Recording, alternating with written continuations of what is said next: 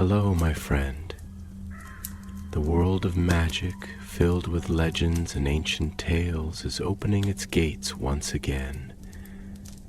Tonight, in the Gryffindor dormitory by the crackling fireplace, I will share another story with my friends. Join us, for the magic is about to come alive. Autumn had come early to Hogwarts that year. The castle's towers were wreathed in mist, and the forbidden forest whispered with restless winds. Candles flickered in the great hall, casting soft pools of light upon tables strewn with pumpkins, spell books, and the warm scent of cinnamon.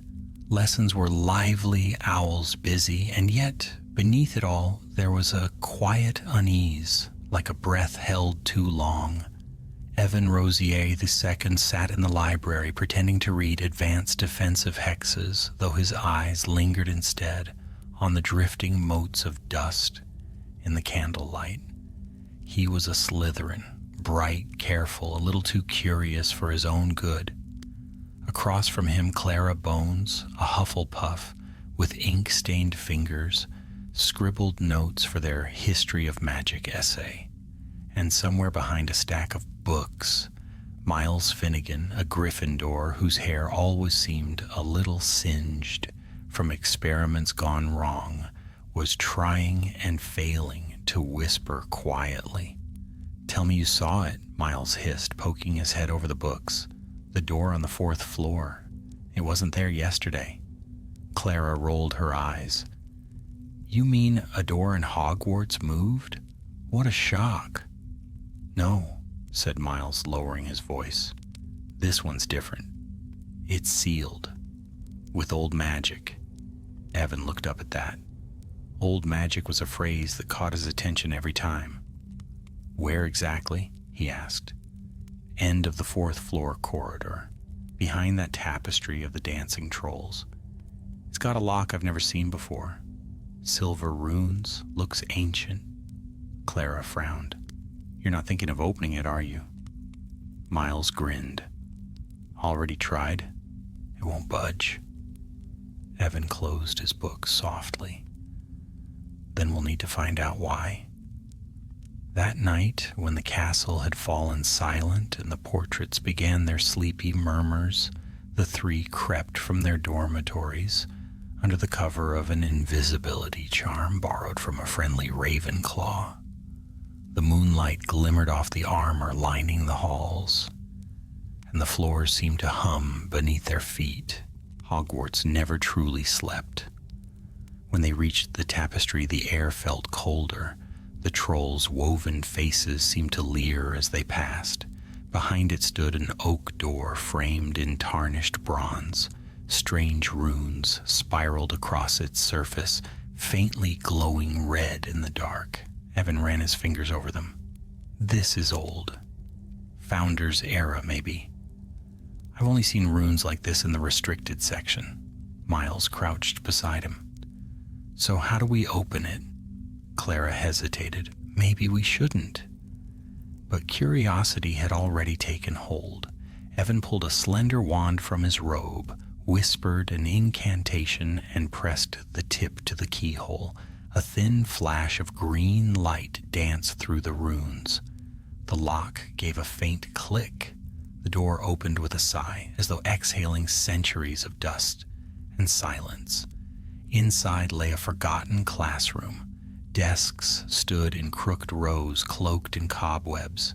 Broken quills and yellowed parchments littered the floor. The windows were so thick with grime that only the faintest moonlight reached in. But at the center of the room, floating above a cracked lectern, was a single quill, red as fresh blood, poised in midair over a blank parchment. None of them spoke. The quill gave off a faint shimmer, pulsing softly like a heartbeat. Miles whispered, "Do you think it's cursed?" Clara stepped closer, curiosity overcoming fear. "It's beautiful." Evan felt something stir within him, a strange pull, like the quill was calling to him. He reached out slowly. The moment his fingers brushed its feather, the quill shuddered and dipped to the parchment. Then, with a sound like tearing silk, it began to write. The ink was dark crimson. Each letter bloomed upon the parchment like a wound. What is written in blood must be repaid in blood. The words glowed for a moment, then sank into the parchment and vanished. The quill fell still. Miles stumbled back. Bloody hell, Evan, what did you do? Evan began, but the air in the room thickened, pressing down like invisible hands. The torches along the wall flared to life, revealing ancient portraits whose eyes snapped open for the first time in centuries. Clara's voice trembled. We should go. Evan nodded, still staring at the parchment, which now looked different. Its surface shimmered faintly like a mirror catching unseen light. For just a heartbeat, he saw words scrawled there. Names, dozens of names. One of them was his. They ran down the corridors, through staircases that shifted beneath their feet until they burst into the open air of the courtyard. The night was cold and sharp. Evan's hand still tingled where he had touched the quill. None of them spoke until they reached the safety of the castle's shadows. Miles finally broke the silence. We're not telling anyone about this, not yet. Clara nodded faintly. But what if that warning means something? Evan looked up at the towering spires of Hogwarts, at the countless windows gleaming in the dark like watchful eyes. It does, he said quietly. I think we've woken something that wasn't meant to be woken. Far above, unseen in the high windows of the headmaster's tower, a single candle flickered and went out. The next morning, sunlight streamed through the enchanted ceiling of the great hall, spilling golden warmth across the 4 long tables. Laughter and chatter filled the air as owls swooped in, bearing letters and parcels. Yet to Evan, Clara, and Miles, everything felt wrong. The memory of that blood-red quill lingered like smoke they could not breathe away. Evan barely touched his toast. He kept glancing toward the staff table, half expecting Professor McGonagall to announce that someone had discovered the unlocked classroom, that they were all in terrible trouble. But nothing came. The teachers ate, conversed, and carried on as usual. Whatever they had awakened, it had not yet been noticed. Across the table, Clara unfolded her timetable with shaky hands. It's fine, she whispered as though reassuring herself. It was just an old curse. We didn't trigger anything. Miles gave a humorless laugh. Didn't trigger anything. It wrote in blood, Clara. Blood. If that's your idea of nothing, I'd hate to see something. Evan said nothing. His thoughts were elsewhere, on the parchment's faint shimmer, on the ghostly names he had seen for the briefest moment. Names that included his own. That day passed in uneasy blur. In charms, his wand trembled. In potions, he miscounted ingredients. When Professor Slughorn praised a batch of amortentia, its swirling vapors rose in the shape of crimson feathers. Evan's stomach turned. By nightfall, the trio met again in the library, behind the shelves where no librarian ever wandered. Clara spread out books from the restricted section, volumes they had smuggled past the watchful eyes of Madame Pince. One was titled Artifacts of the Founders, another bore no title at all, only a sigil shaped like a serpent curled around a quill. Miles flipped the nameless book open. Listen to this, he murmured, reading aloud. Of the 4 founders, only one sought to preserve his legacy in blood. Salazar Slytherin, master of hidden craft, forged a quill of his own design. inked with the lifeblood of serpents and bound to the hand that dared wield it. Whatever name it writes shall be written in fate itself. Clara's eyes widened. That sounds like our Quill. Evan leaned closer. Does it say what it was for? Miles turned a page, scanning quickly. It says Slytherin made it to record deeds that would purify the school. But the other founders stopped him. They sealed the Quill away before he could use it to erase what he despised. Erase? Clara repeated, voice small. Miles looked grim. He believed bloodlines unworthy of Hogwarts should be forgotten, not just removed, forgotten, as if they never existed. Silence pressed upon them. Dust motes drifted through the lamplight. Outside, the wind whispered against the windows. Then Clara gasped. "Evan, your hand!" He looked down. A faint red mark ran across his palm, thin as a scar where he had touched the Quill. It pulsed once, like a heartbeat beneath the skin. Before he could speak, a loud bang echoed through the library. The lamps flickered. A cold gust swept through the shelves, toppling books to the floor. Somewhere far off, a scream cut through the night. They froze. Moments later, Professor McGonagall's voice rang through the corridors, magnified by magic. "All students return to your dormitories immediately." They obeyed, joining the frightened tide of students streaming through the hallways. Whispers filled the air. Someone had vanished, a Hufflepuff girl named Pippa Bones. Clara stopped in her tracks, face ashen. "She's my cousin," she whispered. When they reached the common rooms, the castle was alive with murmurs and fear. Professors searched every corridor, every secret passage, but there was no trace of Pippa, no belongings, no wand, no memory. By morning, even the teachers seemed confused.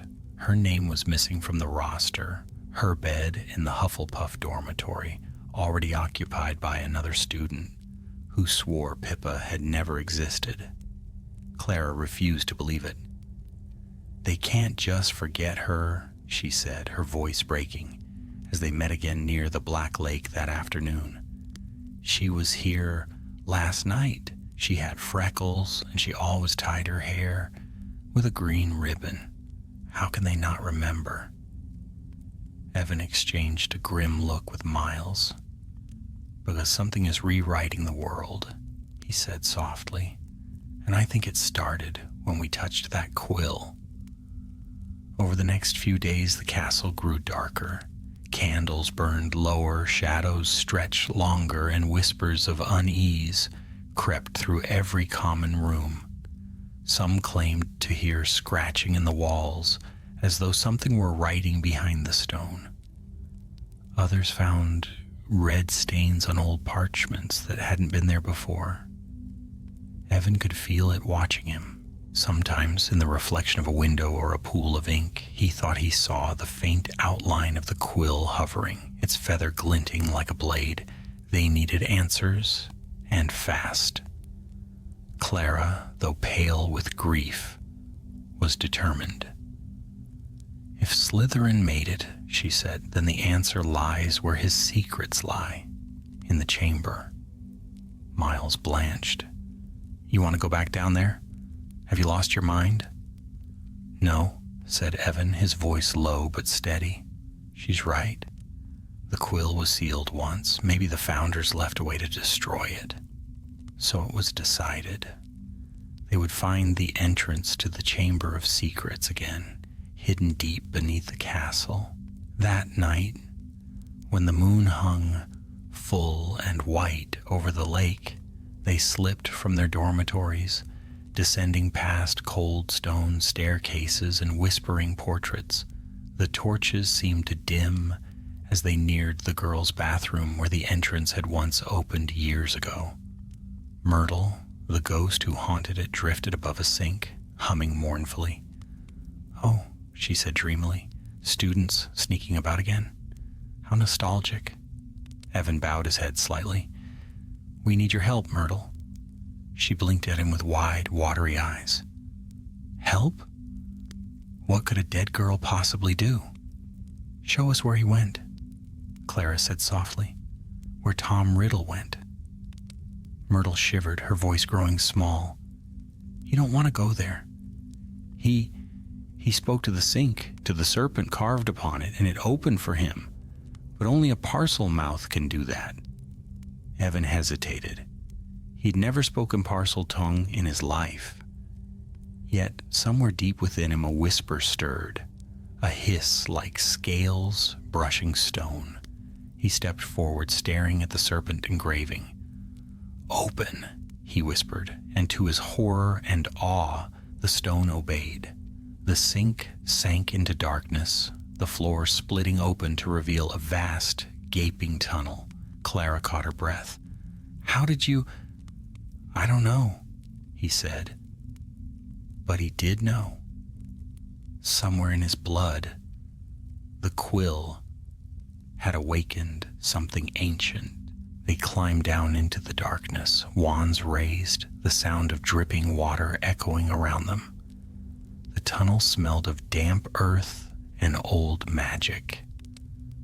They pressed on until they reached a great metal door carved with entwined serpents.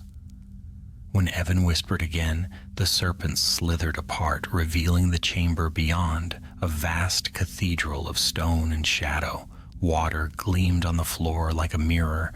At the far end stood the colossal statue of Salazar Slytherin himself, his eyes empty, yet knowing, and there, at its feet, lay something half-buried in dust, a shattered pot of black stone, its rim etched with silver runes. Clara knelt beside it. The ink pot of truth, she breathed. It must be. Evan reached out, and as his fingers brushed the shards, a tremor shook the chamber. From the shadows behind Slytherin's statue came a soft, sinister whisper. You have written your fate, heir of my blood. The Quill's voice, cold and alive, echoed all around them, and above, somewhere far above, another name vanished from Hogwarts' memory. The air in the Chamber of Secrets was colder than winter breath, heavy with damp and silence. Every drop of water that fell from the ceiling rang like a warning. The three students stood motionless, their wand light glimmering against the serpent-carved walls. Evan could still hear the echo of that voice, ancient, deliberate, crawling like cold metal through his veins. Heir of my blood, the words lingered, and in their weight he felt something stir within him, something old and unwelcome. Miles swallowed hard. Tell me that was just an echo. Please. Clara shook her head. Her eyes were wide but steady. That wasn't an echo. That was him, Slytherin. Evan turned toward the statue. Salazar's stone face loomed above them, beard like flowing rock, eyes half closed, as if watching from some eternal slumber. Beneath the statue's feet lay the broken ink pot of truth, its fragments dark as obsidian, each piece humming with faint light. The ink pot and the Quill were twins, Clara murmured. One wrote lies, the other revealed them, but they were bound together. One couldn't exist whole without the other. So if the Quill's writing again, Miles began, then the inkpot's power is rising too, Evan finished grimly. Maybe that's why it's shaking apart. The chamber trembled faintly as if in answer. Water rippled across the floor. From somewhere beyond the statue came a soft, steady scratching sound, like a quill against parchment. They turned as one. Lumos Maxima, Evan whispered. The light flared, and the far wall blazed with moving script, glowing red against the damp stone.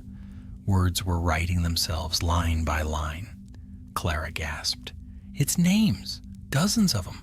Miles stepped closer. Some are students, some teachers. Merlin, that's Professor Vector's name. And wait, he stopped. His voice faltered. It's right in mine. Before their eyes, the crimson Quill's invisible hand drew another name upon the wall. Miles Finnegan. The letters pulsed like living wounds. Miles, don't look at it, Evan shouted. But the moment the name was finished, Miles staggered. His face went white as chalk, his wand slipping from his fingers. Miles, Clara caught his arm. Stay with me. He blinked, dazed. I feel... His words trailed off. Then he went still. For one horrible moment, Evan thought he was dead. But Miles drew a sharp breath and opened his eyes. The red writing on the wall flickered and vanished. Clara's voice trembled. What happened? I don't know, Miles whispered. But something tried to pull me out of myself. I saw the castle fading, and then someone pulled me back. He looked at Evan. You! Evan's hand was still glowing faintly red, the mark on his palm burning brighter than before. He clenched his fist, forcing the light to fade. It reacts to me, he said. The Quill's magic. Maybe it recognizes the bloodline. You mean your family, Clara said softly. Rosier. Old Slytherin blood. Evan nodded. Not the proudest legacy. They gathered the fragments of the ink pot, wrapping them carefully in a torn bit of robe. The shards pulsed faintly, alive with a slow heartbeat. We have to take this back, Clara said. If we can find a way to repair it, maybe we can make it seal the Quill again? Repair it with what? Miles asked bitterly. We don't even know how it was made. Clara's gaze flicked to the statue. Maybe the answer is written right there. The serpent-headed figure of Slytherin was carved with words in ancient runes. She raised her wand, tracing them. Veritas in sanguine, mendatium in scriptura. Miles frowned. My Latin's terrible. What's it mean? Truth in blood lies in writing, Clara translated. The Quill writes lies with blood. The ink pot holds the truth within it. They balance each other. If one breaks, the other runs wild. Evan stared at the shattered pot in her hands. Then if we repair this, we can trap the Quill again. A low hiss echoed through the chamber, slithering around them like breath through pipes. Foolish children, the voice whispered. Do you think truth can bind what blood has freed? From the shadows beneath the statue, something began to move. The water rippled outward in circles. A shape emerged, not a basilisk, but a spirit, its form woven from red mist and ancient ink. It was the shape of a quill, vast and spectral, with a feather that bled light. The bloody quill. It floated before them, its point dripping crimson that hissed where it struck the ground. Evan raised his wand. Expelliarmus! The spell flashed, striking the shape, but it passed through as though through smoke. The quill laughed, a sound like parchment tearing. You cannot disarm what was never armed, it whispered. I record, I erase, I write the endings of the unworthy. It turned, its point hovering inches from Clara's chest. No! Evan stepped between them, the mark on his palm flaring. The quill froze. Ah! It hissed, the hand that woke me. I command you to stop! Evan shouted. The quill quivered, then struck, straight for him. But before it could touch, the shards of the ink pot in Clara's arms began to glow fiercely. A beam of white light burst forth, colliding with the quill. For a heartbeat, the entire chamber blazed with red and silver. When the light faded, the quill was gone. The ink pot fragments lay still, their glow extinguished. Miles exhaled shakily. Did we... Evan shook his head. No, we only drove it back. They climbed from the chamber in silence, the echoes of their footsteps chasing them upward through the tunnels. By the time they reached the corridor above, dawn was breaking. The castle's corridors glowed with pale light, and the first rays of sun spilled through the high windows.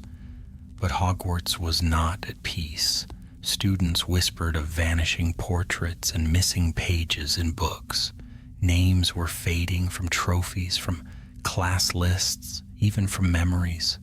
A sickness was spreading through the castle's history itself. That night, Evan dreamed of the Quill.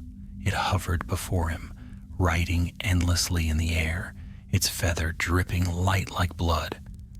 And in his dream, it spoke softly. "The ink pot is shattered, heir. Only blood can bind me now."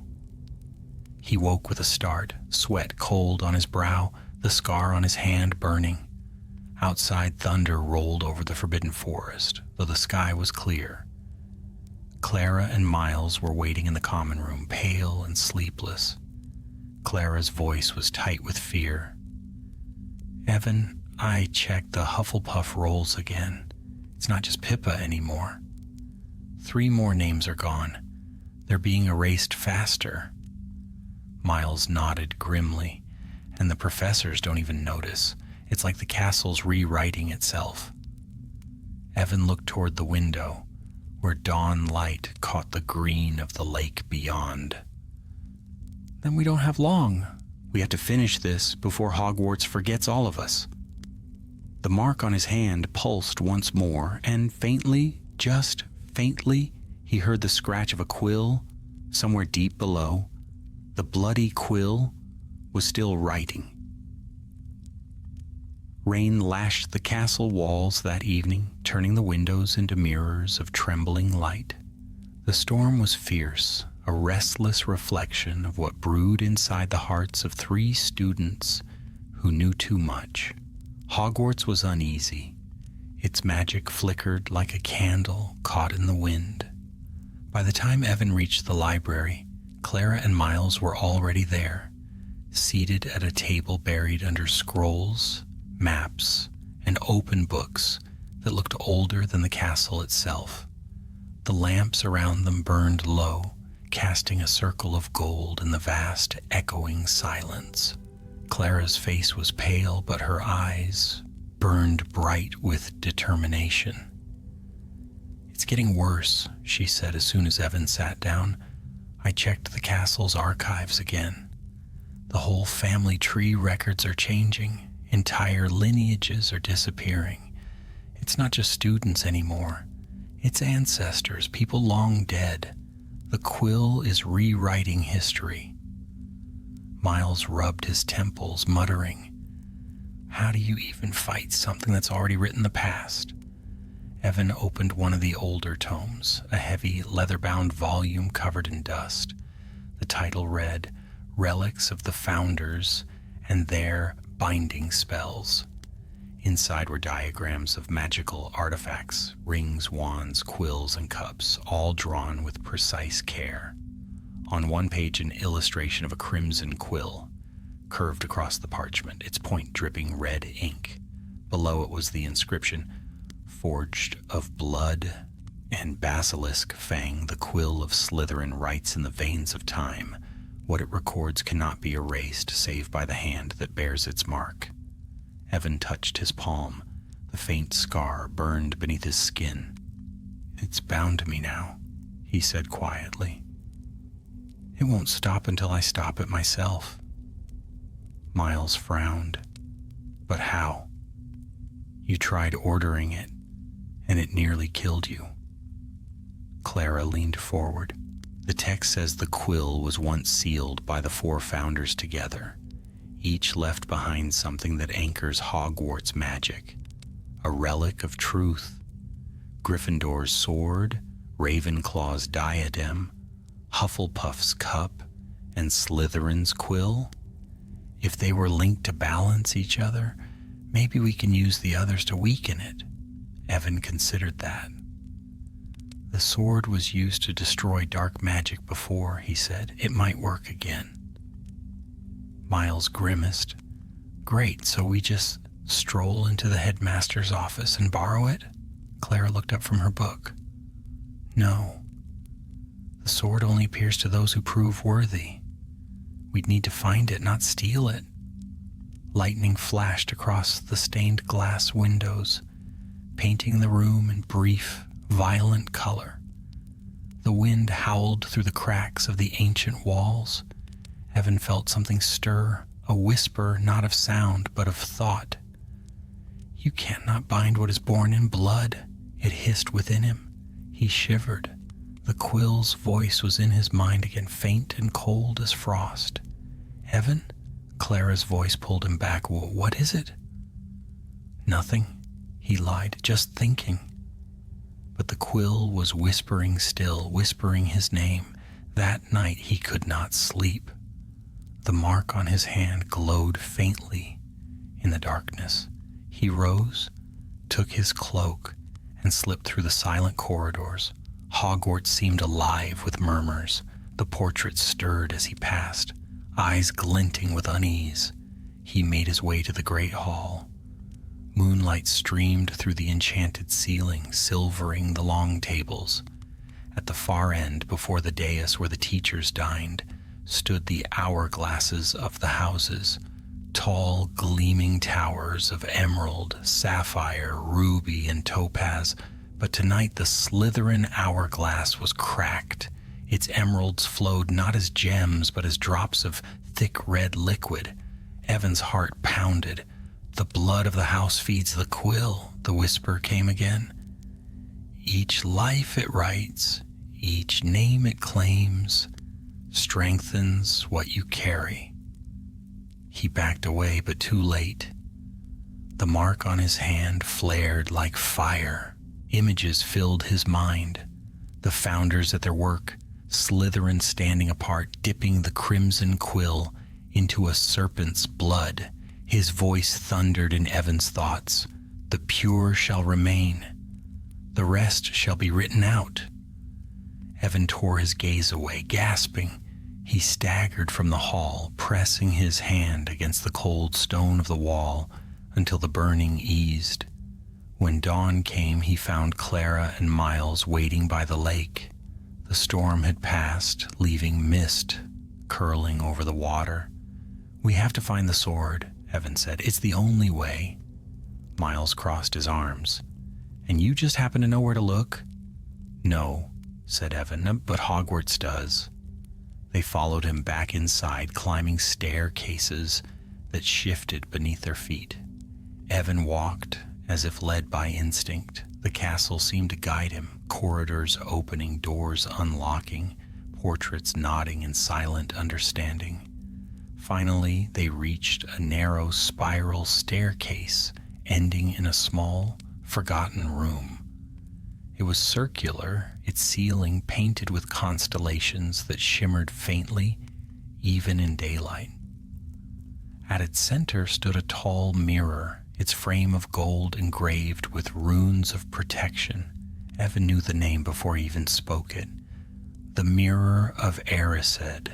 Clara's voice was hushed. They said it was removed from the school years ago. Maybe Hogwarts brought it back, Evan murmured. He stepped before the mirror, heart hammering. His reflection stared back, older, darker somehow, eyes shadowed by secrets. In its hand gleamed the sword of Gryffindor, shining with the light of 1,000 candles. Clara gasped. You see it? He nodded slowly. And that means it's waiting. A hum filled the room, deep and resonant. The glass rippled, and from its depths, the sword emerged, solid and gleaming, landing in his grasp with a weight that felt ancient and right. Rubies glimmered along its hilt, reflecting the faint red light from his hand. Miles took a step back.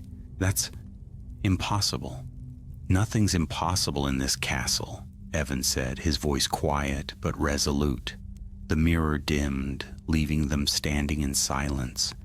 Evan held the sword steady, feeling its magic pulse against his palm, meeting the Quill's mark like two opposing forces.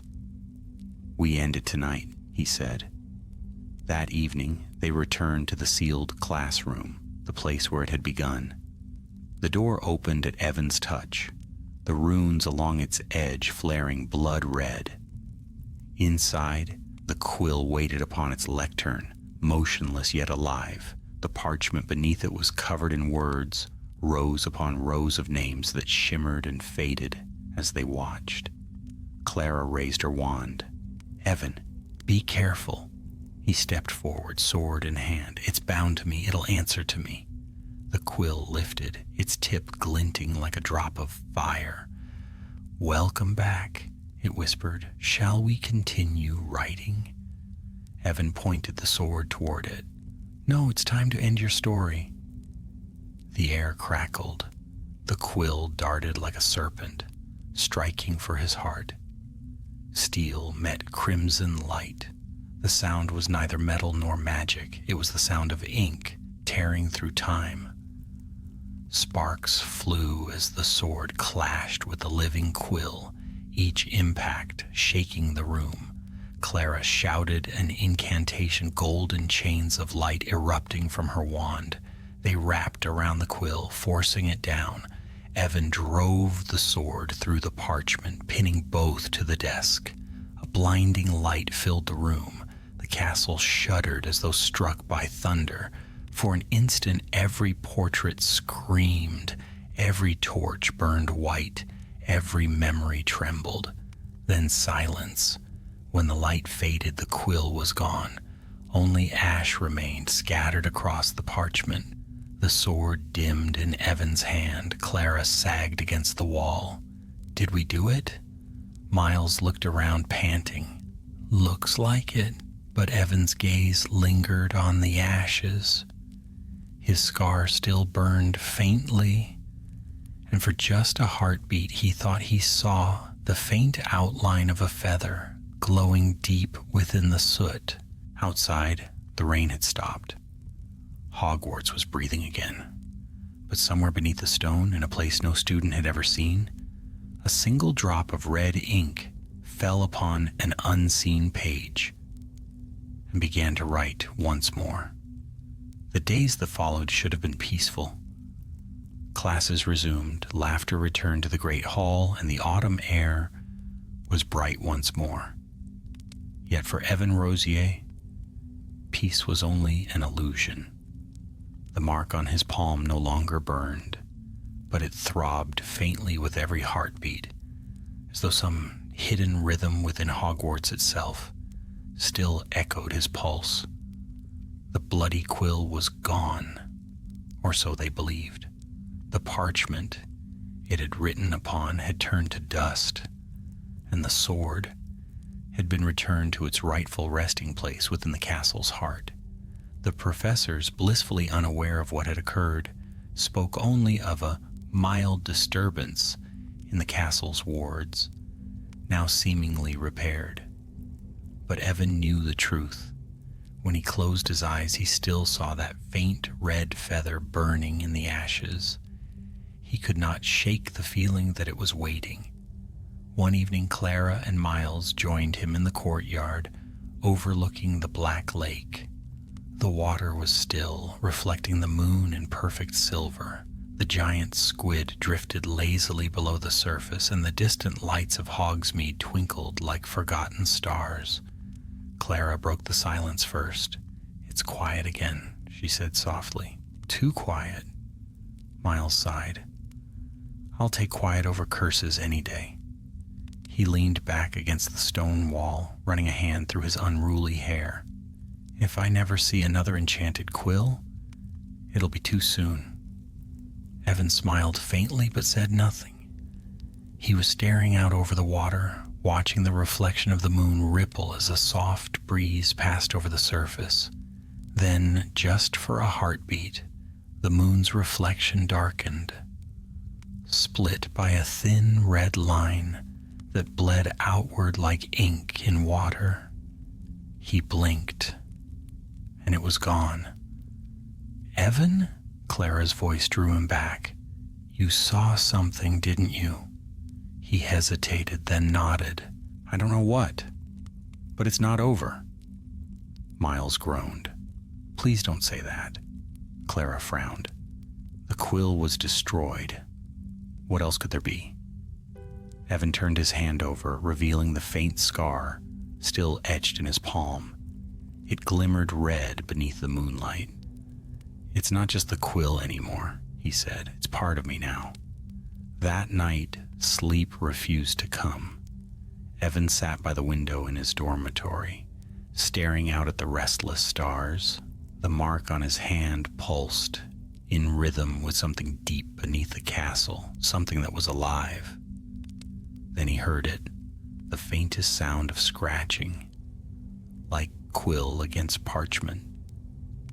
He rose quietly, wand in hand, and followed the sound through the sleeping corridors. The castle was still, the portraits dozing in their frames. Yet the sound persisted, leading him downward, past the dungeons, through the cold corridors of stone, until he reached the old, sealed classroom. The door stood open. A chill swept through him. Inside, moonlight spilled across the empty room, glinting on dust and cobwebs. The desk where the quill had once rested was bare, but upon the wall, faint and red, letters were forming.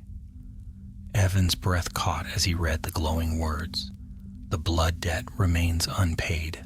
The letters faded, leaving only silence. He stumbled back, heart racing. No, he whispered, you're gone. I destroyed you. A voice, soft, cold, unmistakable, answered from the shadows. You cannot destroy what you are. The temperature dropped, the light dimmed, and from the darkness behind him a figure stepped forward, tall, shrouded in smoke and crimson light. Not a ghost, not quite human, but something between. It wore the shape of a man, yet its eyes gleamed like ink, its hands dripping with red shimmer. Evan's wand shook. Who are you? The figure tilted its head. I am what your blood remembers. I am the quill made flesh. Evan's stomach twisted. Impossible. Nothing is impossible where truth and blood entwine. The being smiled faintly. You ended my form, but you bound my essence to yours. I am your shadow now. Together we shall write a new history. Evan stepped back, raising his wand. No? Do you think you have a choice? The quill's voice was silk and venom. You carry the same blood as Slytherin himself. You awakened me because you wanted to know, because you hungered for knowledge and power. Admit it. I wanted to protect Hogwarts, Evan shouted. The figure's eyes glimmered. So did he. Before Evan could reply, the quill's ghost lunged forward, its form dissolved into red mist rushing toward him. He cried out as it struck his chest, flooding into him like liquid fire. The world tilted. When he opened his eyes again, he was lying on the floor. The room was empty once more, but the mark on his hand had spread. No longer a single line, but a network of delicate red veins tracing up his wrist. He stumbled to his feet, trembling. Clara, Miles, I need help, he muttered. By dawn, they found him in the library, pale and shivering. Clara's gasp echoed through the hall. Evan, what happened to you? He held out his hand. The red veins shimmered faintly. It's inside me, he whispered. The quill, it's merged with my blood. Miles stared. You're saying it's alive in you? Evan nodded. And it's trying to finish what it started. They spent the day poring through texts, searching for any mention of a binding between artifact and bearer. Most were useless.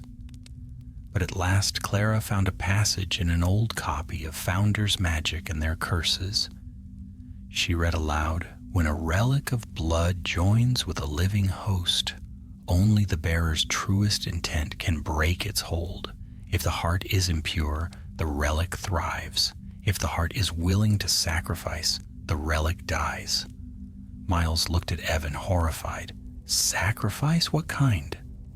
Evan met his gaze, the kind that costs everything. The castle trembled again that night. The walls whispered. Names began vanishing from the portraits. Students long dead, their painted faces dissolving into blank canvas. The Quill was feeding, growing through Evan's veins, writing in his dreams. He saw flashes, the founders arguing in the great hall, Slytherin walking away, his red quill blazing like a torch, and beneath it all, a voice whispering, "Finish what he began." He woke screaming. Clara was there, her hand on his arm. "Evan, you can fight this." He looked into her eyes, steady, bright, filled with faith. "Then I have to go back to where it began, to the founder's chamber beneath the castle." Miles groaned. "We just got out of that cursed hole." But Evan was already moving, gathering his cloak and wand.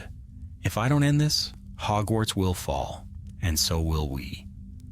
The mark on his arm pulsed red, bright as molten metal. Far below, unseen beneath the stone floors, words began to etch themselves into the foundations of Hogwarts, an ancient script no one alive could read. The castle itself was becoming a page, and the Quill within Evan's blood was writing faster and faster.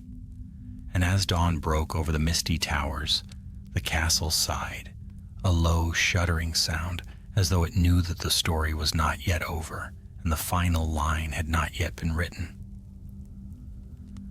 Morning came gray and cold. Mist hung low over the grounds, curling like smoke through the grass. Hogwarts felt different, hollow somehow, as if the life had been drawn from its stones. The towers loomed shrouded, the lake reflected nothing but cloud, and even the portraits whispered less than usual. The castle was holding its breath. Evan, Clara, and Miles walked in silence along the corridor that led down toward the chamber once more. Each step echoed, each torch flickered weakly, as though reluctant to burn. Clara clutched her wand tightly. "The last time we went down there, we nearly died," she murmured. "What if it's worse now?" "It will be," Evan said simply. The mark on his arm, now glowing faintly through his sleeve, pulsed in rhythm with the slow heartbeat of the castle itself. But there's no choice left. The Quill is writing again. The castle's forgetting its own bones. Miles swallowed hard. "And you think the answer's still down there?" Evan nodded. "If I'm tied to it, then that's where the binding began." The Founder's Chamber wasn't just the Chamber of Secrets. It was their meeting place, their sanctuary, maybe their prison too. They reached the girls' bathroom. Myrtle drifted above the sinks, pale and watchful. When she saw them, her eyes widened. "You again? I knew you'd come back. I can feel it. Something's wrong again, isn't it?" "Yes," Evan said, "and this time it's my fault." Myrtle tilted her head, her voice softening.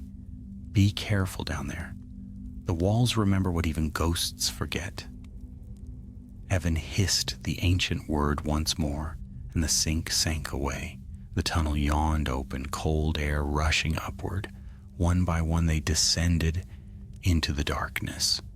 The air grew thick, heavy with damp earth and whispering echoes. Water dripped somewhere far away. The tunnels twisted and turned, the stones slick beneath their feet. When they reached the great bronze doors, Evan's mark flared red. The serpents carved into the metal writhed and slid aside, obeying his presence. The doors opened without a word. Inside, the chamber was no longer still. The statue of Salazar Slytherin loomed as before, but the water that had once lay calm upon the floor now rippled crimson. Strange runes glowed across the walls, bleeding light. The air smelled of iron and dust. Clara gasped. "It's alive!" Evan stepped forward. "It's feeding on me, on my blood!" Miles gripped his wand. Then we end it, whatever it takes. From the shadows behind the statue came the whispering sound of a quill moving against parchment. But there was no parchment here, only stone. The walls themselves, now etched with words that shimmered faintly. They weren't written in ink, but in light and shadow, like a story the castle was trying to remember. What is written in blood must be repaid in blood. The voice was everywhere, inside their heads, beneath their feet, in the very air. Evan felt the pull again, a dragging from within his chest. He gritted his teeth, forcing himself to resist. "You can't control me," he said aloud. "Can't I?" The voice turned to laughter, a deep, mocking echo that shook the chamber. The red water began to rise, swirling around their feet. The statue's eyes burned suddenly with life, glowing crimson. From the surface of the water rose a shape, vaporous, fluid, twisting.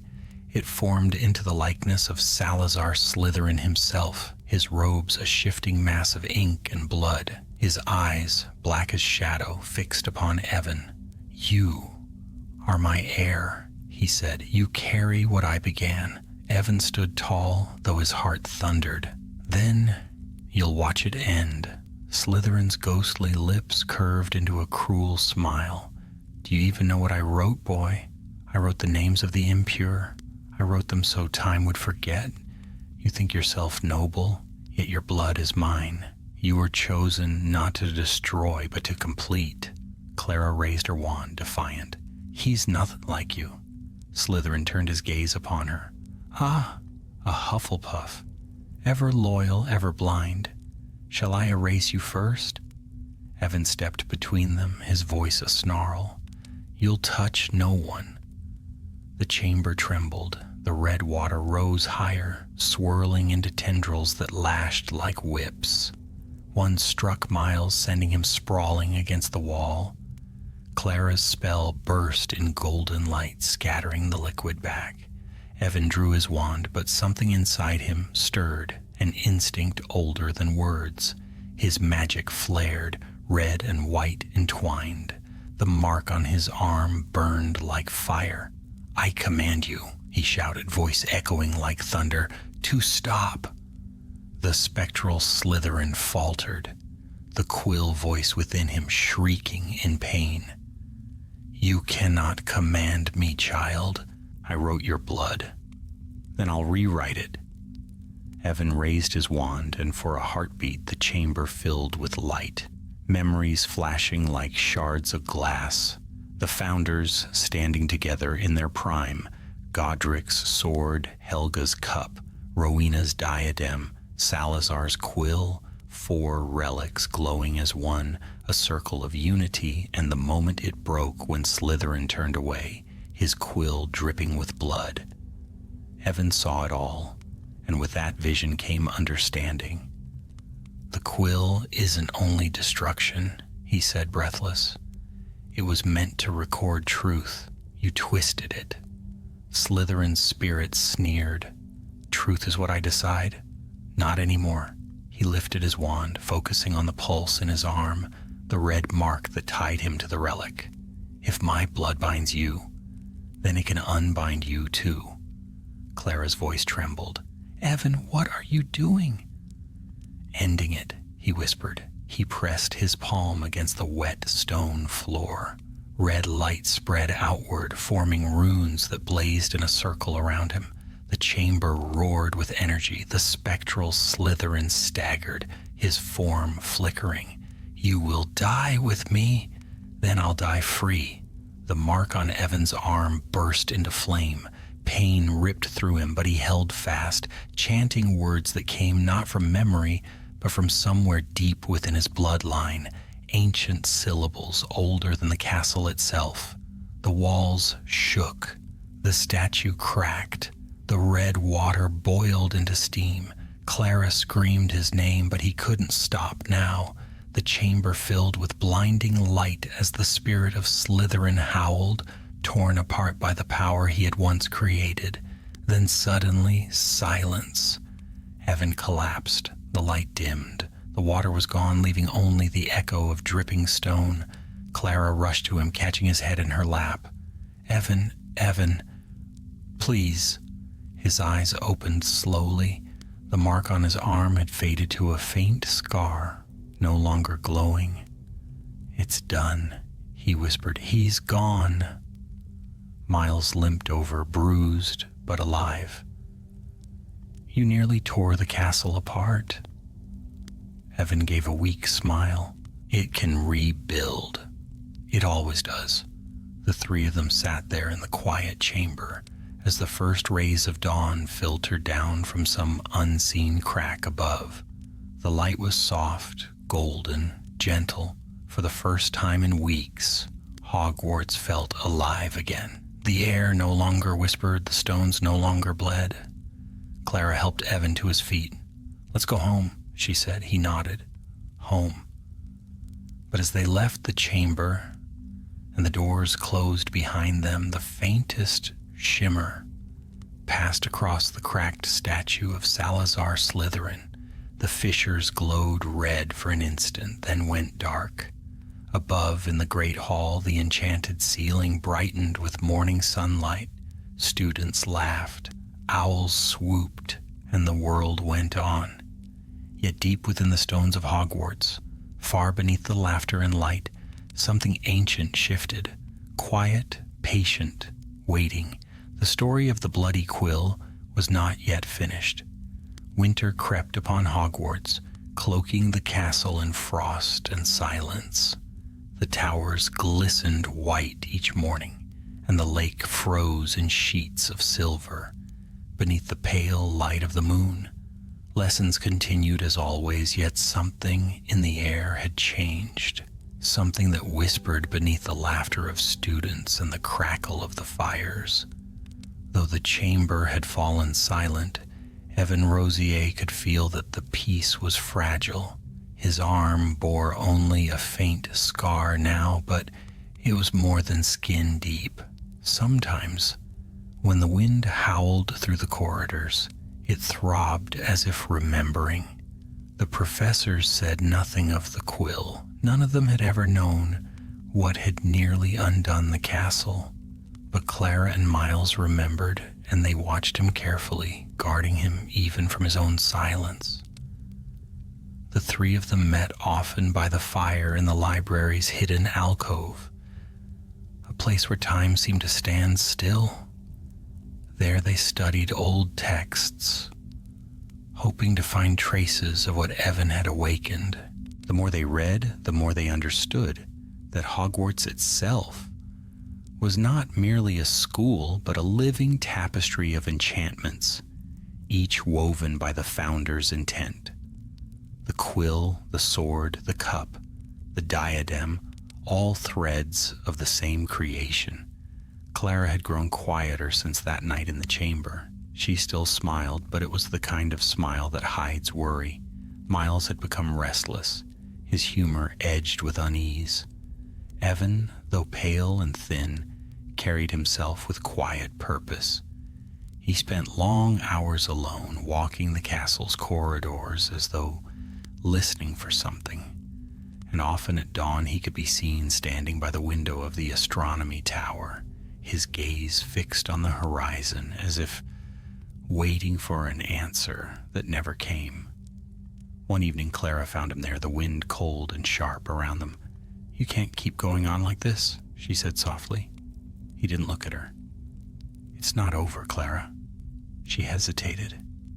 "We sealed it. You saw what happened." "I saw him fall," Evan said. "Not it." The mark on his arm shimmered faintly beneath the moonlight, a thin red glint that pulsed with life. "I feel it," he whispered. "It's not gone, just sleeping." Before Clara could answer, a deep tremor shuddered through the stone beneath their feet. The castle moaned as though from far away, a sound no one else seemed to hear. Evan's head snapped toward the forbidden forest. "Did you feel that?" Clara nodded, her face pale. "It came from outside." The two ran down the tower steps, the echo of their footsteps swallowed by the endless halls.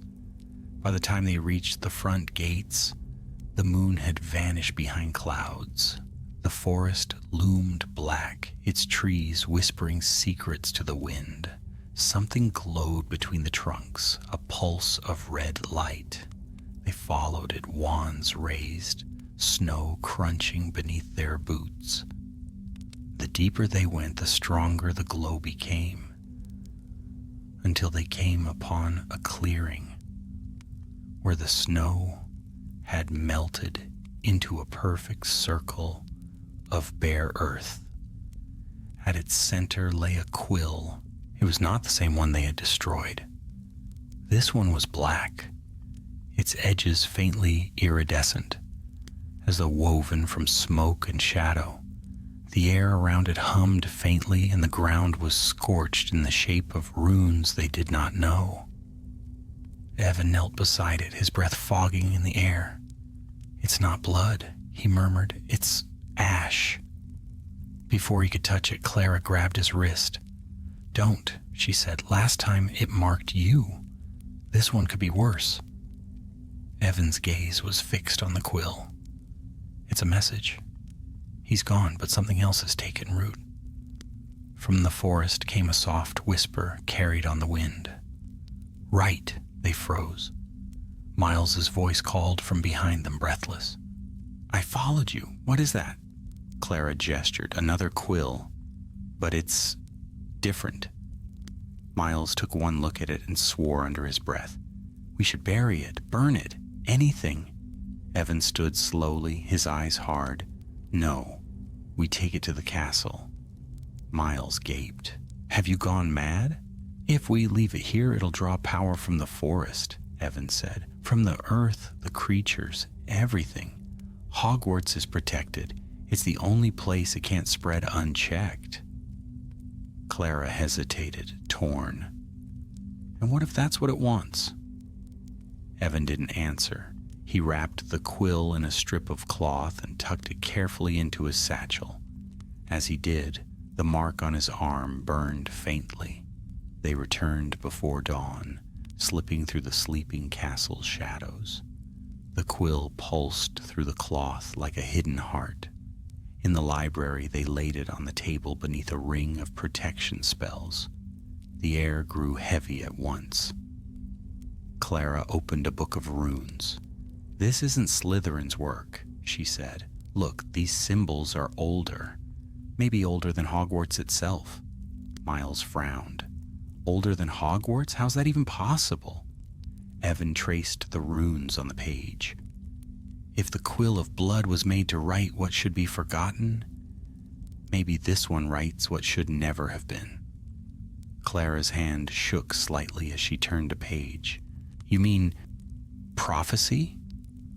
"Or fate," Evan said. "A quill that writes the future." At those words, the air in the library stirred. The wrapped quill trembled, the protective circle flickering like dying embers. Then, before they could react, the cloth split open.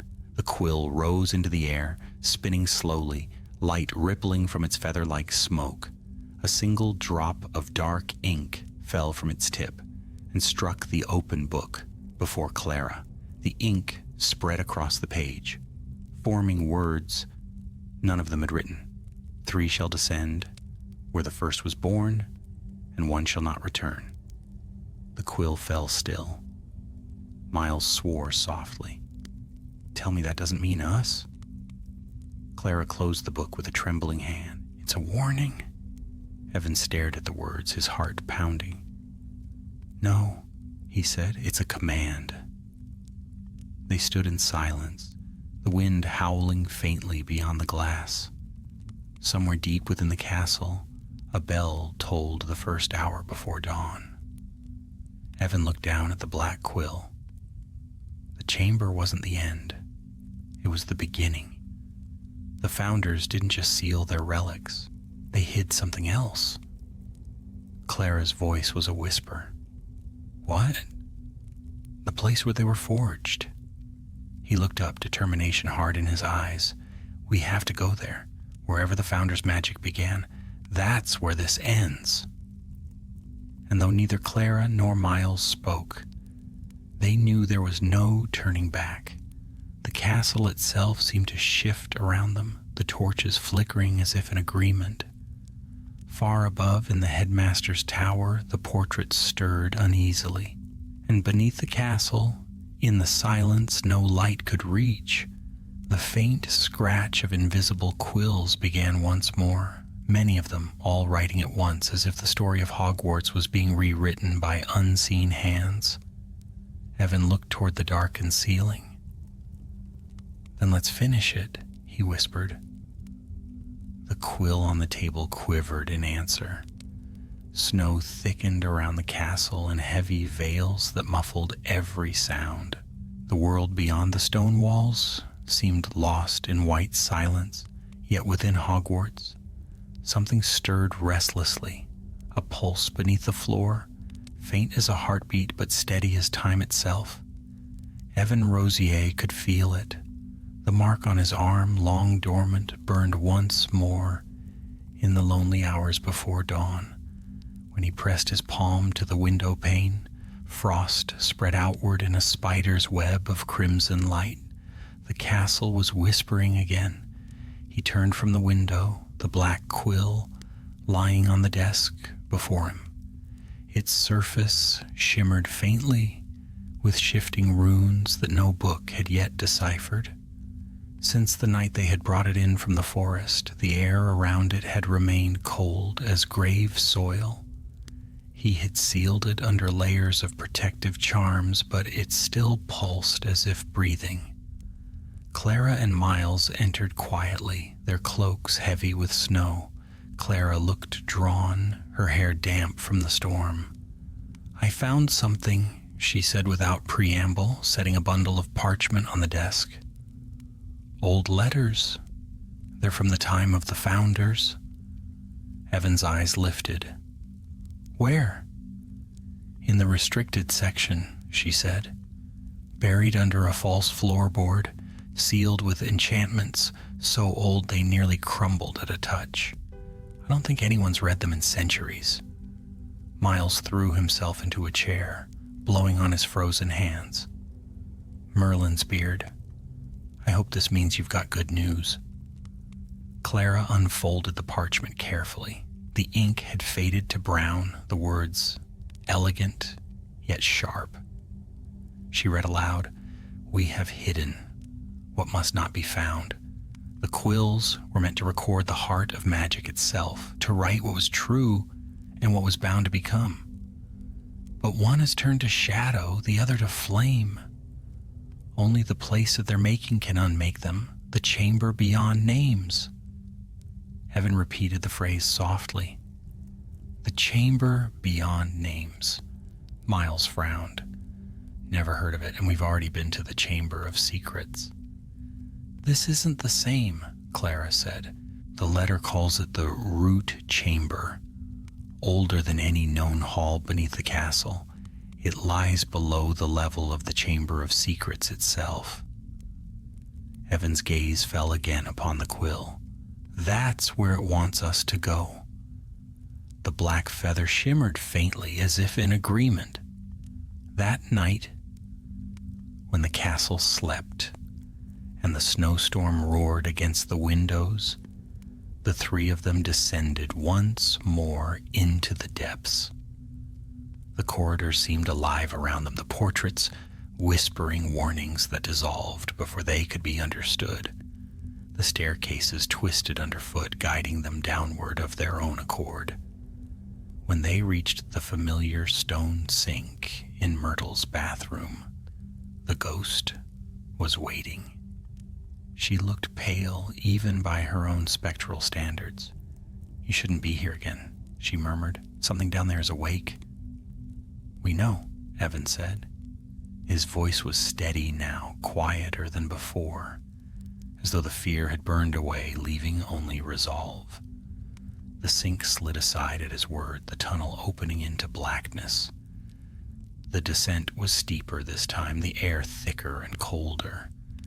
The faint light of their wands cut through mist that glowed faintly with red motes like embers trapped in fog. The Chamber of Secrets lay silent when they reached it. The statue of Salazar Slytherin remained cracked from the battle that had nearly torn the castle apart, but something new had appeared behind it, an archway of smooth black stone, veined with faint silver light. Carved across its lintel were words none of them recognized except one, sanguis, blood. Miles stepped closer, his breath visible in the chill. This wasn't here before. It was sealed, Evan said, until now. Clara looked uneasy. Are you sure it's wise to... But Evan was already moving. The mark on his arm glowed as he pressed his hand to the stone. The silver veins flared to life, and with a low grinding sound, the archway opened. Beyond it was a narrow stair spiraling down into a red-lit gloom. The three exchanged a glance and descended. The deeper they went, the louder the sound became. Not voices, not wind, but the soft, steady scratch of countless quills. They emerged into a vast circular chamber, so large the ceiling was lost to shadow. The walls were carved with names, thousands upon thousands, glowing faintly red. The names shifted, some fading, others newly written, like a living chronicle of Hogwarts itself. At the center stood a pedestal of dark stone. Upon it lay an open book, blank except for a single line written across the first page. What is begun in blood must end in truth. Clara's voice trembled. This is it, the chamber beyond names. Evan stepped forward. The black quill rose from his satchel, drawn as though by unseen strings. It hovered above the book, its point glimmering with shadowed ink. Miles backed away. Don't, Evan, you know what happens when you touch it. I have to, Evan said. It's what the founders left undone. He reached out. The quill landed softly in his hand. Cold shot through him, the mark on his arm flaring so bright it cast red light upon the walls. The names began to move faster. One by one, they blurred, rewriting themselves. Evan felt the quill's power pushing through him, dragging his mind into visions. Hogwarts rising from the ground, the founders binding their magic, the blood pact sealed in shadow. He saw Slytherin's hand, but not alone. Rowena's diadem glinting beside the quill, Helga's cup glowing gold, Godric's sword gleaming like fire. They had created the castle not merely as a school, but as a vessel, each relic anchoring part of its soul, and the quills, one of light, one of dark, had been their instruments, one to record truth, the other to record power. Clara's voice reached him distantly. Evan, stop, you're bleeding. But he barely heard. The quill was writing through him, using his blood as ink. He forced the words out, each one echoing through the chamber. No more lies. No more blood. The quill screamed, a sound like metal splitting. The book's pages blazed with red fire. The names on the walls flickered wildly, some vanishing, some returning. Evan drove the quill down onto the book. The ink exploded outward in a wave of darkness, swallowing the chamber in blinding light.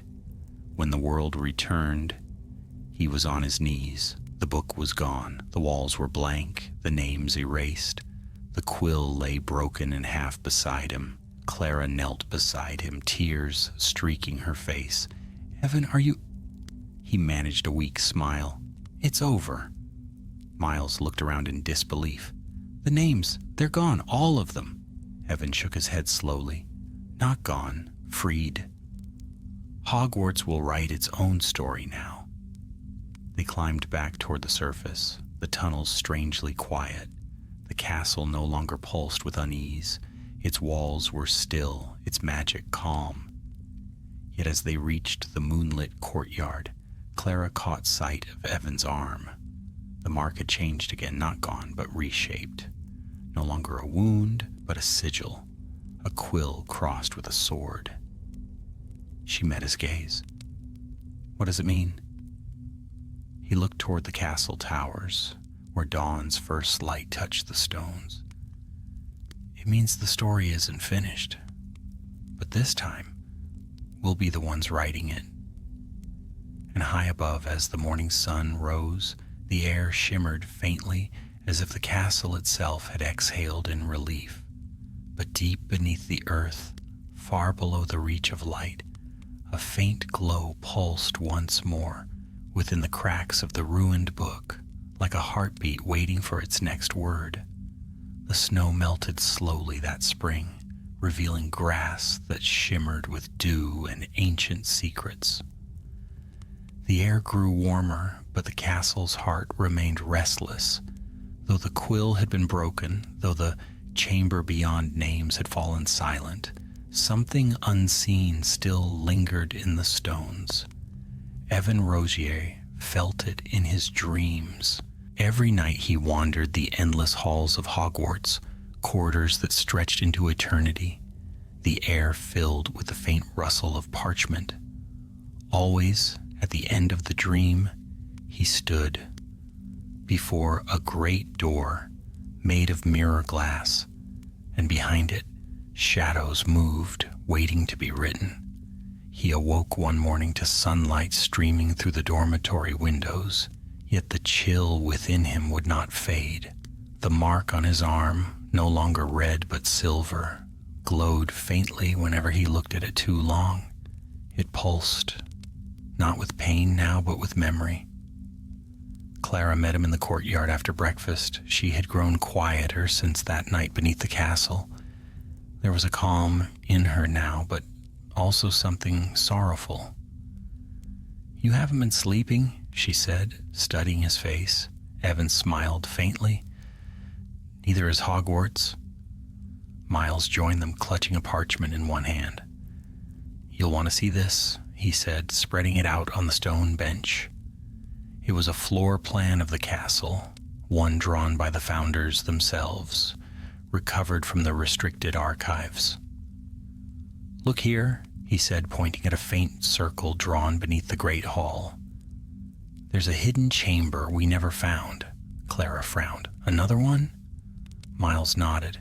"According to this, it connects to the very foundations, the place where the first stone of Hogwarts was laid." Evan's gaze darkened. The castle's heart. Miles looked uneasy. "Maybe we should leave it buried. We've had enough chambers for one lifetime." But Clara's eyes lingered on the parchment. "If it's the first stone, then it's where all the others draw strength. If something's still stirring, that's where it will be." Evan said nothing, but his decision was already made. That night the three of them descended once more into the depths. The air was different now, heavier, as though aware of their purpose. They followed the map carefully through tunnels older than the castle itself, past roots that glowed faintly blue and stones that whispered in forgotten tongues. After hours of descent, they reached a vast cavern. At its center rose a pillar of stone carved into the shape of a great quill, its feathers sweeping upward toward the ceiling.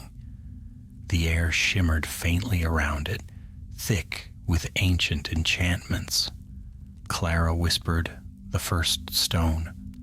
The pillar pulsed with light as they approached, and words appeared along its surface, burning with silvery flame. "The quill was broken, but its ink remains." Miles cursed under his breath. "That can't be good." Evan reached out, his fingers brushing the stone. Instantly his vision swam. The chamber vanished, replaced by scenes from centuries past. He saw the four founders standing together, Godric, Helga, Rowena, and Salazar, before this very pillar. Their faces were grave, We have built something that will outlive us, Rowena said. But every story must have a witness. Salazar lifted his crimson quill. Then let the quill remember. Let it record what we forget. And if it remembers too much, Godric asked, then it will need a keeper, Salazar replied, his gaze turned toward the pillar, his voice a whisper. Blood will bind it, truth will judge it. The vision faded. Evan staggered back, his breath ragged. They bound the quills here, he said. This is where they were born. Clara's eyes widened. Then this is where we can end it for good. But as she spoke, the ground trembled. Cracks spread through the floor, glowing with red light. The pillar quivered. From within, it came the faint sound of scratching. Miles drew his wand. Tell me that's not what I think it is. The stone split open, and from its heart poured a torrent of dark ink. It rose like smoke, forming a vast shape in the air, a quill made not of feather or blood, but of shadow and flame. It spoke with a voice that was many voices at once. I am the memory of magic. I am the quill eternal. The force of its presence drove them backward. The chamber filled with wind and light. The quill's form towered above them, vast and terrible. Evan stood his ground. You were meant to preserve, he said, not consume. All memory consumes, the voice replied. What is remembered must be written, and what is written must be kept. You twist the founder's purpose. They made me to record truth. You broke me in half. You think destruction is cleansing? You've only freed what they feared. The shadow quill swept downward, its tip carving glowing lines through the stone. The words it wrote burned into the air. Every story ends in ink. Miles fired a curse, but it passed through harmlessly. Clara raised her wand, shouting a spell of containment, but the shadow only laughed. Evan's mark blazed bright silver. Pain surged through his veins, but with it came understanding. He saw again the founders standing here as one, their relics glowing together, 4 forces of creation bound by unity. We need balance, he gasped. All 4 relics, the sword, the cup, the diadem, and the quill, they were made to temper one another. Clara's eyes widened, then summoned them. I can't, Evan said, but Hogwarts can. He raised his wand high, pressing his marked hand to the ground. Hogwarts, lend me the strength of your founders. The chamber roared.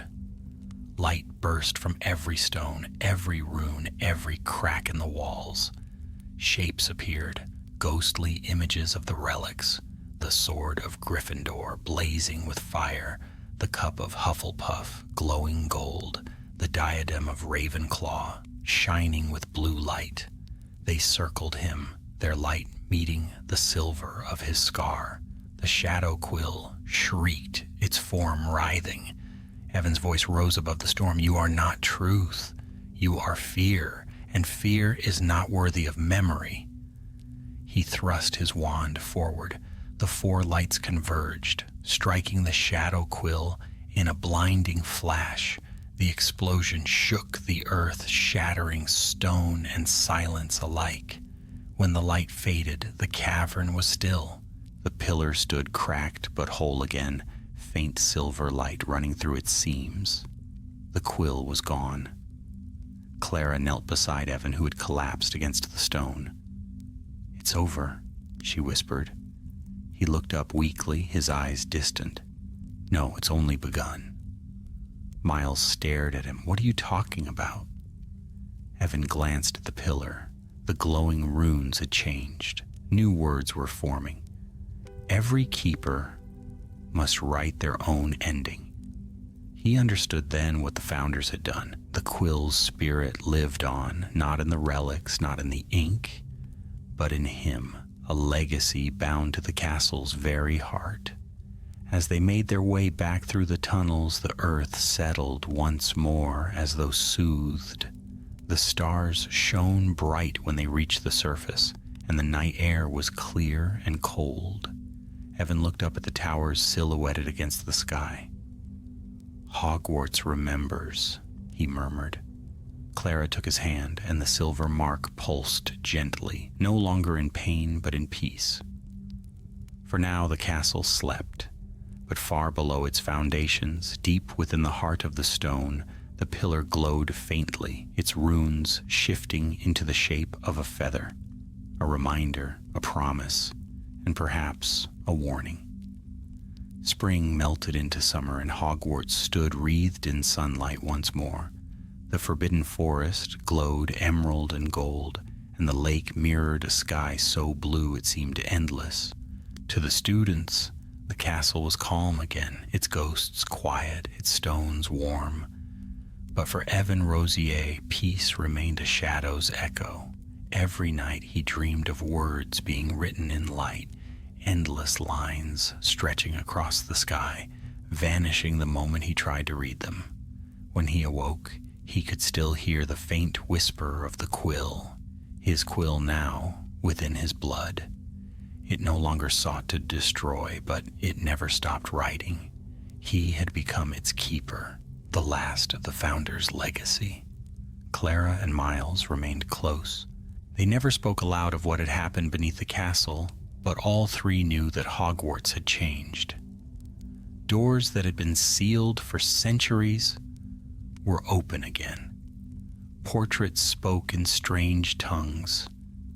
The very air seemed to breathe differently. One warm afternoon, they sat by the black lake, the sunlight flashing off the ripples like shards of glass.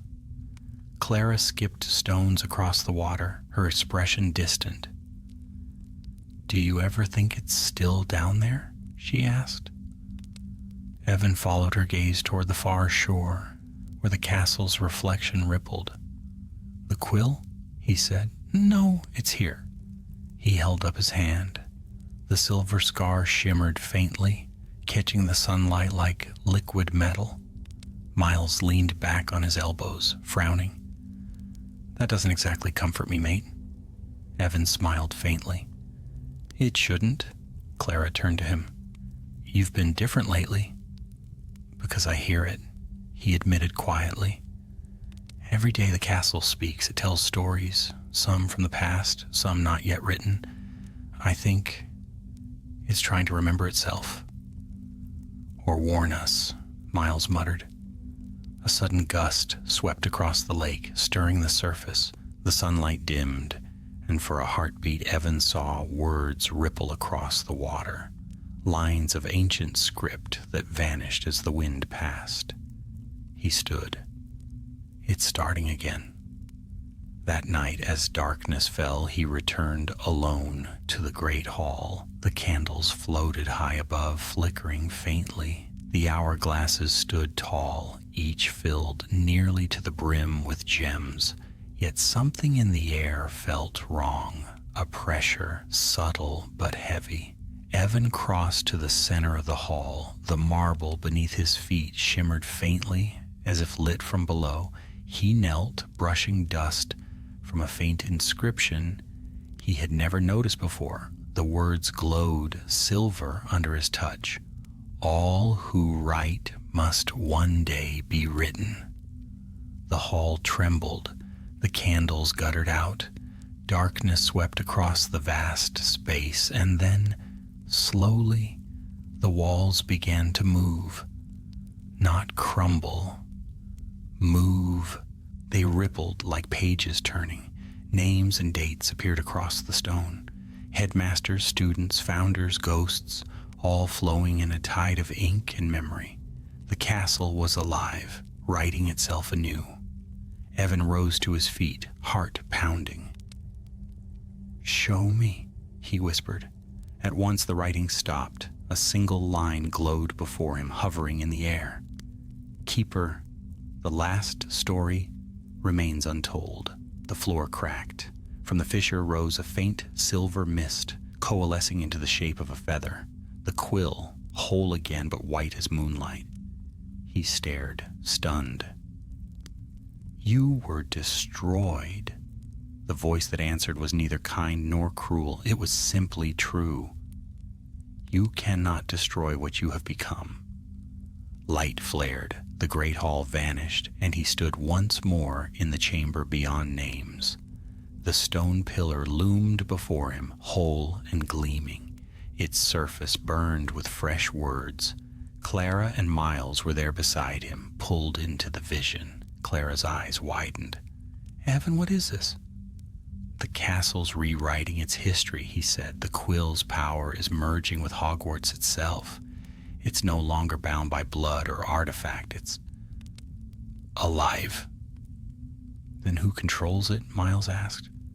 Evan looked down at his scar, now burning white. I do. Or it does through me. The runes on the pillar shifted. New words formed, luminous and terrible. Every truth demands its price. The ground trembled. Stone cracked. Ink spilled like water from the walls, rising into tendrils of light. The air turned thick, heavy with magic. Clara grabbed Evan's arm. What's happening? It's rewriting everything, he said. It's trying to erase what doesn't fit, the bloodlines, the curses, the memories that threaten its story. Miles's face went pale. Then we'll be next. Evan stepped forward, his wand drawn, but he knew spells would mean nothing. The Quill's voice was inside him now, whispering, coaxing. Let go. Let the story be perfect. No pain, no loss, no darkness. He clenched his fist. Perfection isn't truth. The light around him wavered. The Quill's voice grew louder. Without me, your world will forget. Without me, Hogwarts will fade into dust. Then it's better to fade than to lie. He raised his wand high. The mark on his arm flared so bright it turned his whole body to light. By the truth of all that was written, and by the hand that bears the mark, I unbind you. The chamber exploded with brilliance. The Quill screamed, its form unraveling in a cascade of silver sparks. The walls shook, and every rune burned white before dissolving into nothingness. When the light faded, Evan lay still upon the stone. Clara knelt beside him, tears streaking her face. Evan, please wake up. Miles hovered behind her, silent for once. At last, Evan's eyes opened. The mark was gone. Completely. He smiled weakly. It's over. But when they returned to the surface, something had changed. The castle no longer whispered. Its magic felt quiet, too quiet. Clara touched the nearest wall. It's as though it's sleeping. Evan nodded. I've cut its quill. It won't write again, at least not like before. Miles looked uneasy. And what happens when it wakes?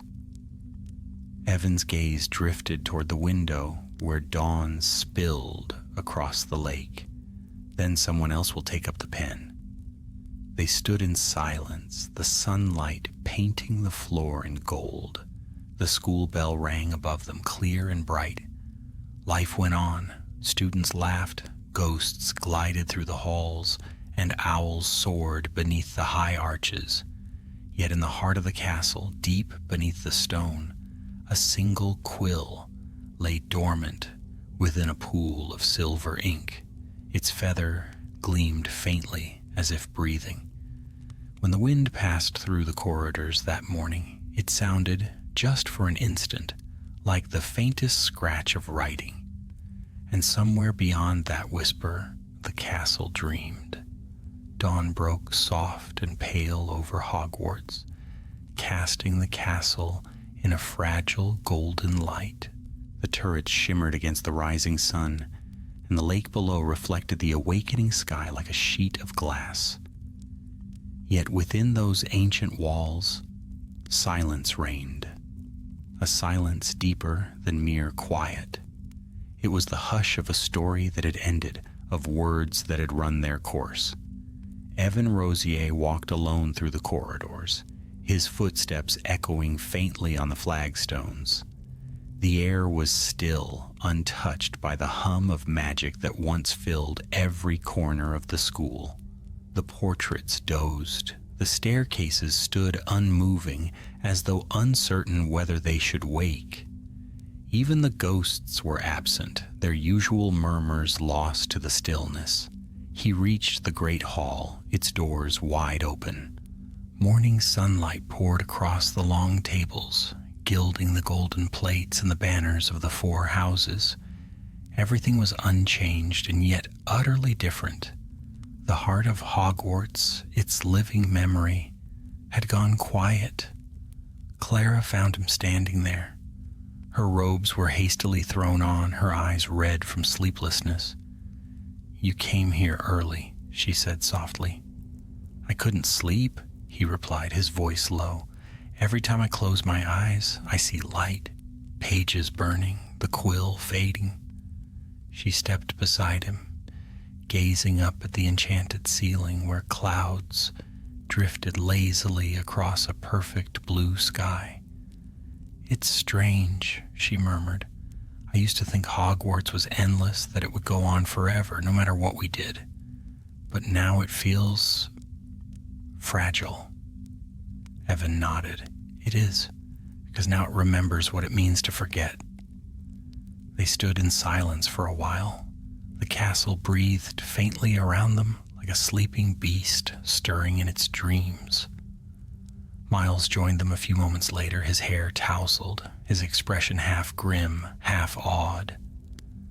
"The professors think the quiet's just a side effect of old wards collapsing," he said. "They've no idea what we did." "Maybe that's for the best," Evan said. "The fewer who know, the safer Hogwarts will be." Miles frowned. "Safe? After all this, you really think we've made it safe?" Evan turned to face him fully, and in the sunlight his expression was calm, almost serene. "Nothing built on magic is ever truly safe. But it's free now. That's enough." Clara looked between them. "What will happen to you?" He hesitated. "I don't know."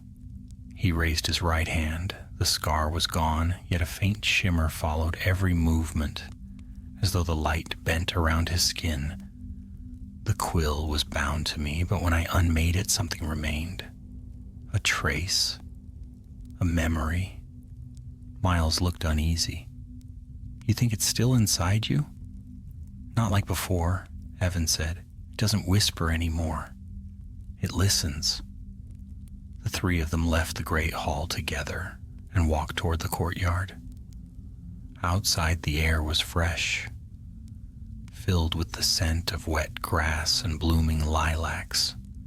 The lake sparkled beneath the morning sun, and the castle's reflection wavered gently across the water's surface.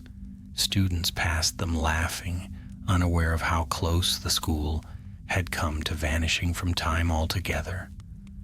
Life had resumed its rhythm, but the 3 who had seen beneath Hogwarts' skin could no longer look at it the same way.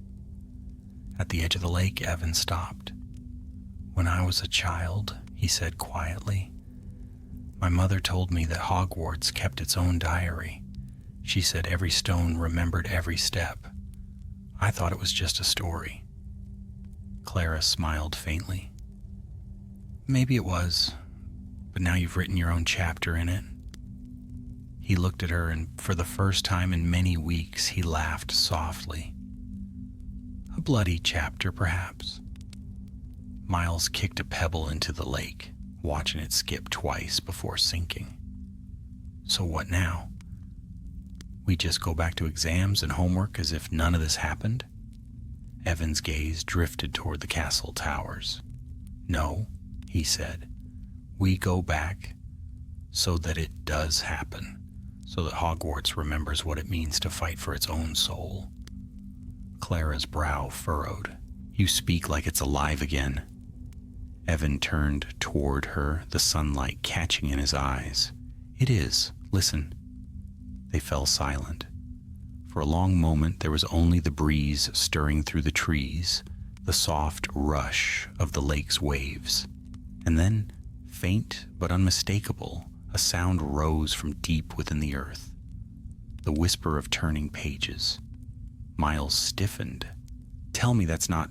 Evan raised a hand. "No, not the quill. The castle itself." The sound grew clearer, gentle, and rhythmic. It was not the hungry scratching of a cursed pen, but the slow, steady murmur of something ancient and content, the heartbeat of a story still being told. Clara's eyes shone. "It's writing again." "Yes," Evan said, "but this time it's not writing in blood." They stood there until the sun climbed high and the whispers faded into the wind. When they returned to the castle, the portraits were awake again. The staircases shifted. The great hall filled with laughter.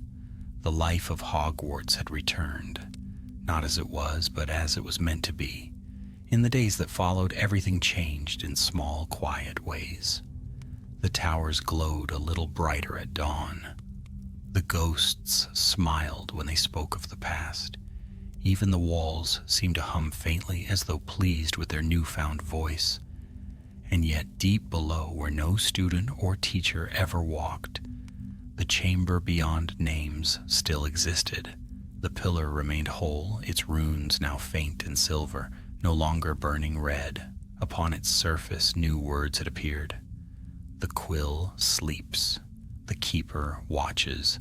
The tale continues. Evan visited it one last time before the school year's end. He went alone, his steps echoing through the silent tunnels. When he reached the chamber, he laid his palm upon the cool stone. "I will keep your story safe," he said softly, "but not perfect, not unchanging. A story must live, or it dies." For a moment, the runes glimmered faintly, as if the castle understood. Then they faded back into stillness. When he returned to the surface, the evening light bathed the castle in gold. Students hurried past, chattering about summer and home, and things far removed from curses and ghosts. Evan watched them with quiet pride.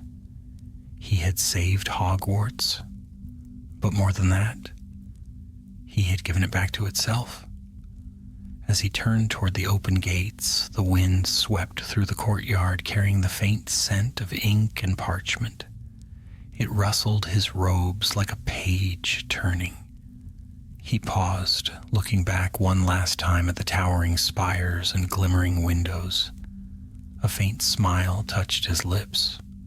"Good night, old friend," he whispered. And as he stepped beyond the gates, the sun dipped below the horizon, painting the sky in crimson and gold.